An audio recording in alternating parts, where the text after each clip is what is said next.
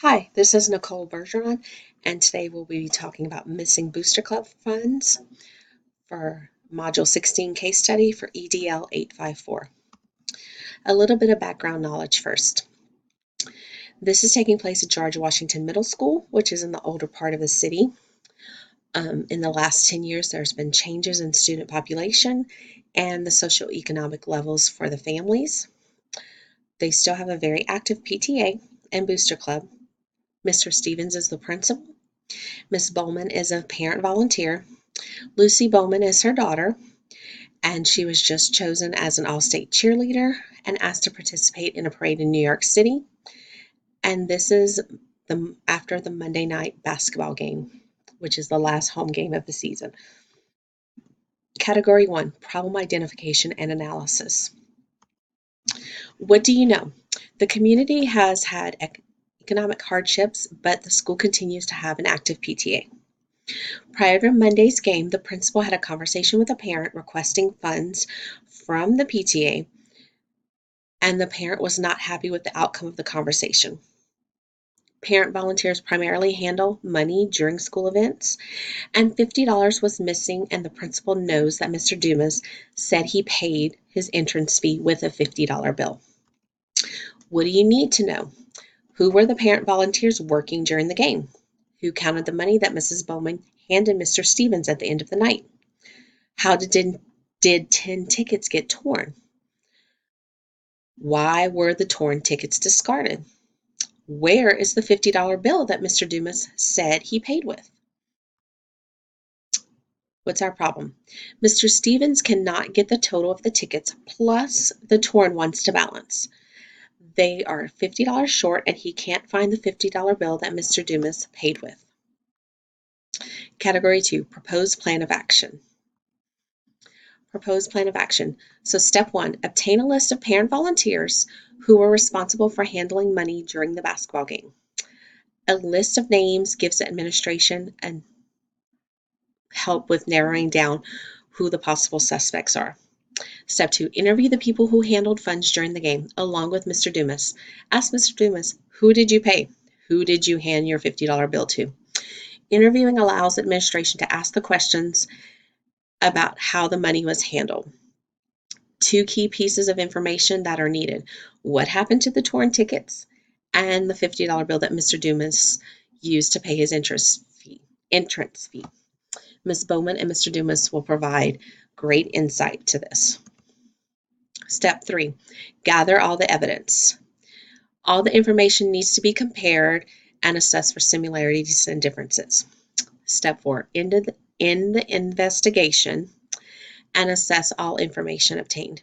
So with the information you find, create a decision about what should be done. Should you involve an outside party? Should you involve local law enforcement, the district office, or the school district attorney? So step 5, consequences dealt. These can be formal charges or reimbursement or a banning from school activities. Category 3, resolve the issue based on promoting the success of all students. So thoughts on resolving the issue. Best course of action is handle this in a house. No formal charges are necessary. We're missing $50.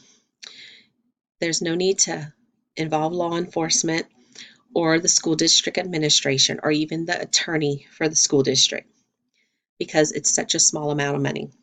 Suspension from volunteering at school events for the person who's guilty.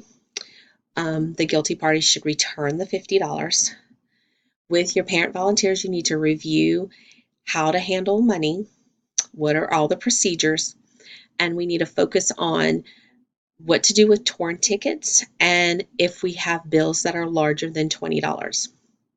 We also need to have more staff members available to help with the evening events and the games. Mr. Stevens seems to be doing it all by himself.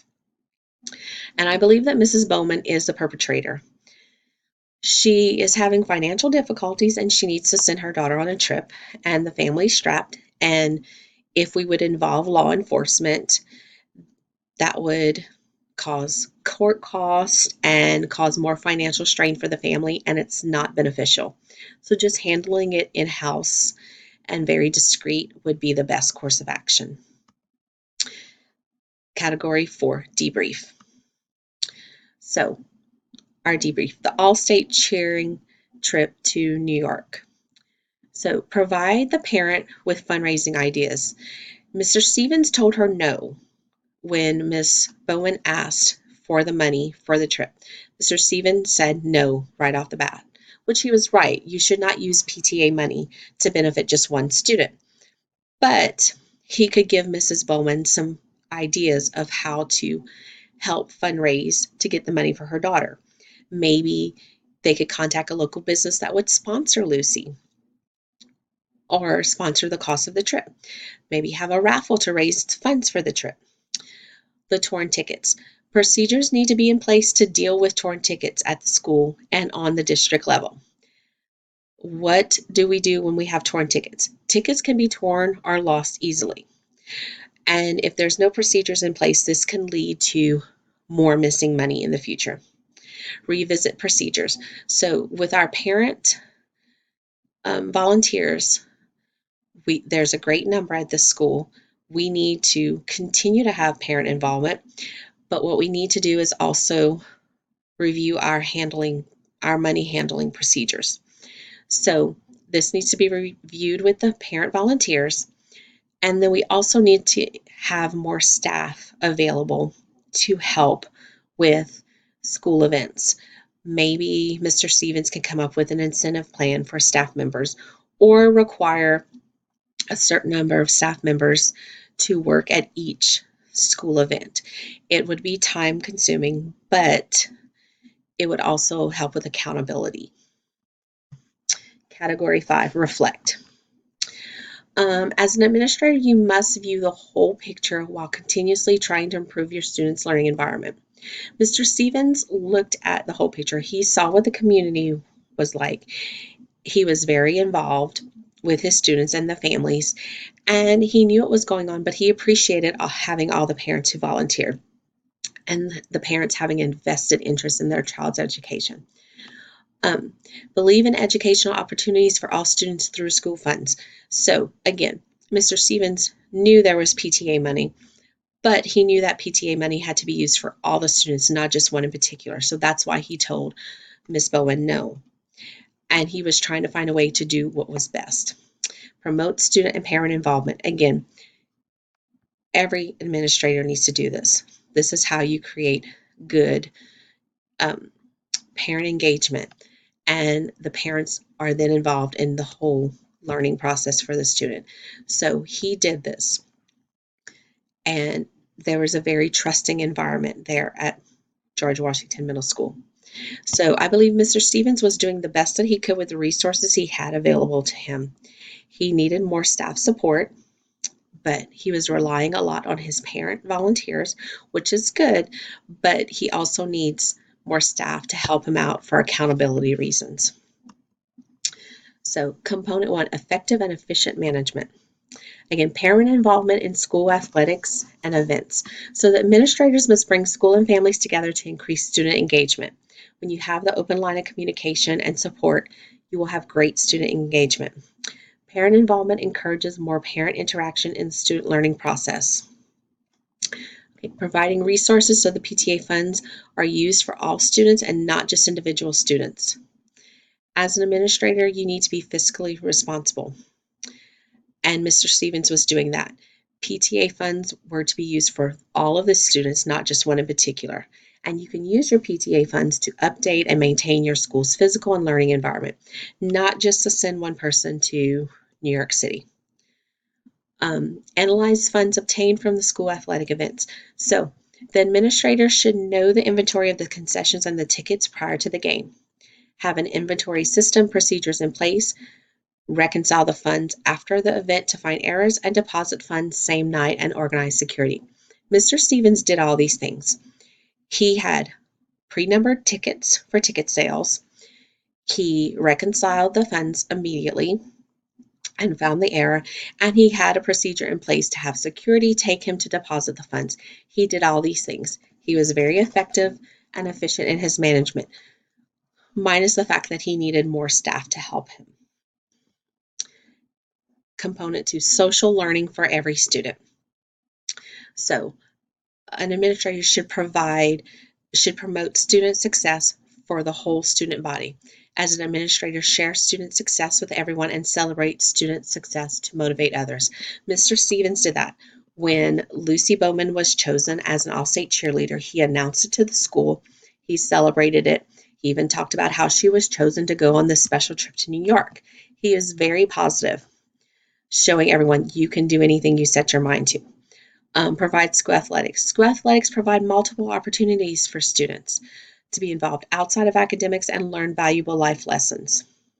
It also fosters an opportunity for students to build positive relationships and learn team building skills. Mr. Stevens was supporting this by supporting the athletic department and showing those positive relationships between parents and students and staff. Build positive relationships. Creating positive relationships between students, staffs, and parents fosters an enriching learning environment for students. Positive relationships create an environment of trust.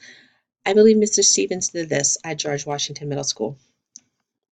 There was a very positive relationship between the parents and staff and the students, and there were so many parent volunteers.